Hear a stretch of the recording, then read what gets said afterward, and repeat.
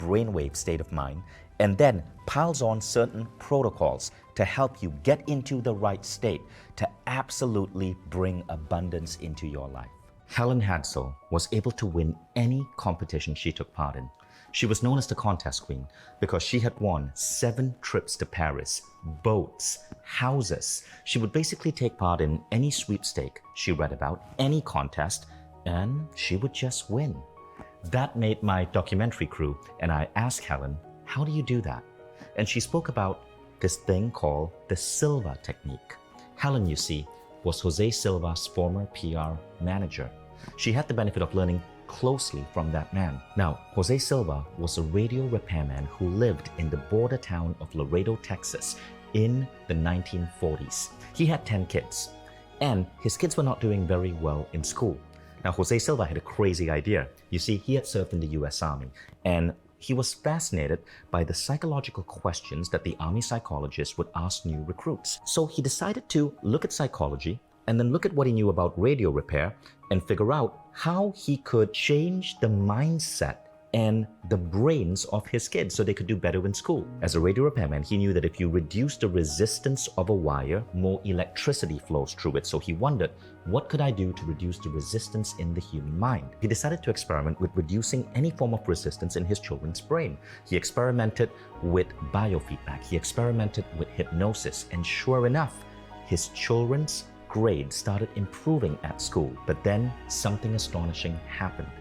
He was sitting down with his daughter Isabel, reading a history book and asking Isabel questions. So he would guide Isabel into a restful state of being. She would have her eyes closed. He would read her the important dates. She would be able to absorb that, and then he would ask her questions. But something strange started happening. Isabel was able to answer a question before he verbally spoke it.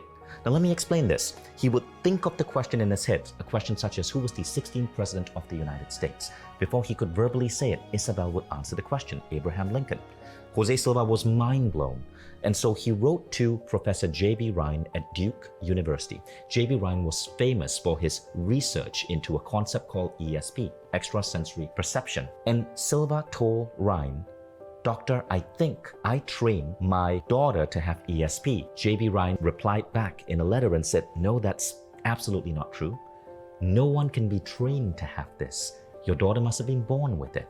Jose Silva disagreed. So he continued training the rest of his kids to develop a high degree of intuition. So now over the next 10 years, Jose Silva trained 39 Laredo children on this approach. He documented the results. He made everything hyper precise, and he proved J.B. Ryan wrong. This was a trainable skill. But then adults started noticing, and adults started coming to him in Laredo, Texas to get trained. Jose Silva decided to call this approach the Silva Mind Control Method. And what happened next was astonishing. A man wrote in a newspaper how after learning Silva's method, he was able to cure his persistent migraine headaches for good. The migraines just disappeared. The next class, Jose wrote in his autobiography, was absolutely flooded by people. And the Silva Mind Control Method ended up expanding all across the United States. So here's what Jose Silva discovered as the root cause of all our problems. We are powerful beings, but from the time we are born, from the education system we grow up in, from our parents and caretakers who may not know better, we take on so much negative programming. We actually suppress our inherent human abilities. There was a famous study done that showed that all children under the age of 4 are naturally hyper-creative and genius, but the percentage of kids who show genius ability gets lower and lower and lower as they get older. Something about our modern way of life removes these unique abilities from us. The solution Jose Silva discovered is the act of being able to consciously access altered states of consciousness. What is an altered state of consciousness? Well, our consciousness actually operates at different frequencies. You can measure this using a scientific device called an EEG machine. There is a frequency called beta, which is the waking state frequency. Most of us are in beta as we go through our jobs. But when you get into a relaxed state of mind, you go into a hyper-creative state called alpha. Alpha is known for creativity, for problem solving, for accelerated healing. Meditators, monks go into alpha as part of their daily routine. Athletes are proven to go into alpha before they take a shot, before they shoot an arrow. The alpha state is what you're in when you practice relaxation or meditation. And this is why there are over 15,000 studies today that show that being relaxed and being in a meditative or mindful state actually improve your health and well-being. But you can go further than that. You can access the next state, which is called theta. Now, theta is a really curious state. Scientists who study theta say that this is the state that gives you inspiration, eureka moments. Difficult problems suddenly get solved with a great insight. Let me give you an example. Thomas Edison, the great inventor, was known for his afternoon naps, but he napped in a really curious way.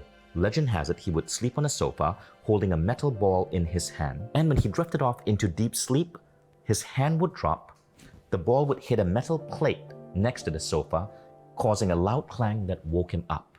In short, he was dipping into sleep and waking up, dipping into sleep and waking up. Why did he do this? Because Edison was dipping into the theta level.